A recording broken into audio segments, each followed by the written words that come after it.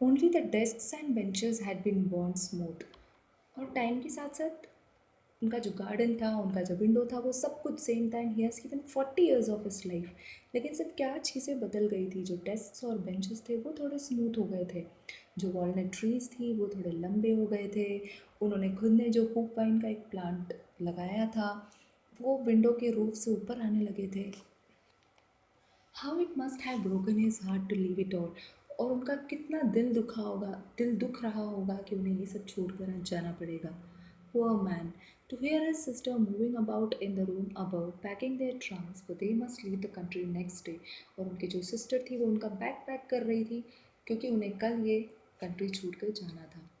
But he had the courage to hear every lesson to the very last. लेकिन उनमें हिम्मत थी कि वो एक एक लेसन को सुनकर और बताकर जाए।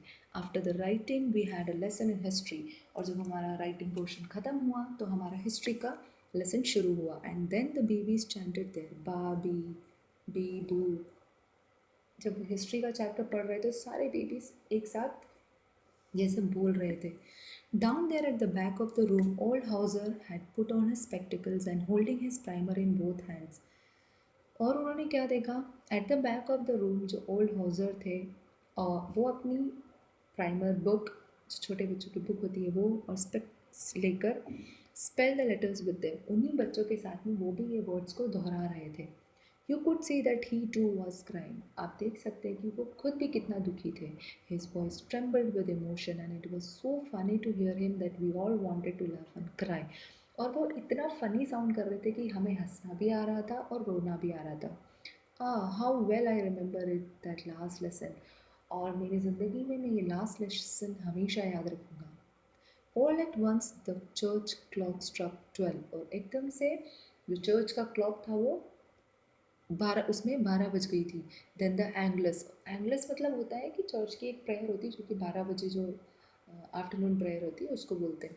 At the same moment the trumpets of the Persians returning from the drill. हमने शुरुआत में पढ़ा था कि जब फ्रांस स्कूल की तरफ आ रहा था तो उसने देखा था कि सब लोग मार्च कर रहे हैं।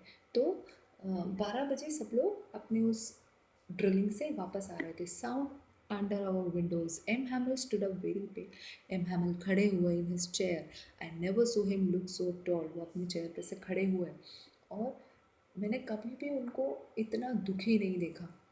My friend said My friends, said he. I, but something choked him. He could not go on. उन्होंने कहा my friends, मैं, और ऐसा लगा जैसे उनके गले में आवाज़ नहीं है कुछ बोलने के लिए। Then he turned to the blackboard, took a piece of chalk and bearing on with all his might, he wrote as large as he could।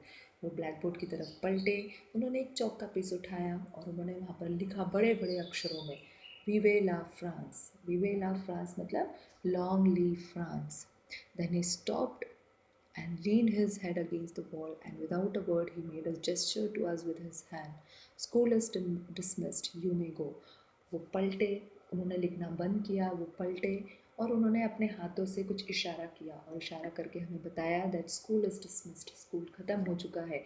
You may गो, आप सब जा सकते हैं।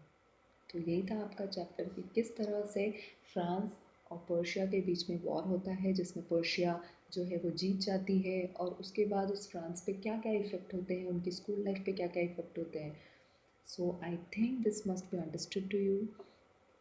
And if there is any query, if you wanted more, अगर आप चाहते हैं कि मैं इसमें और कुछ ऐड करूँ और कुछ और अच्छे से करूँ तो आप मुझे कमेंट्स कर सकते हैं।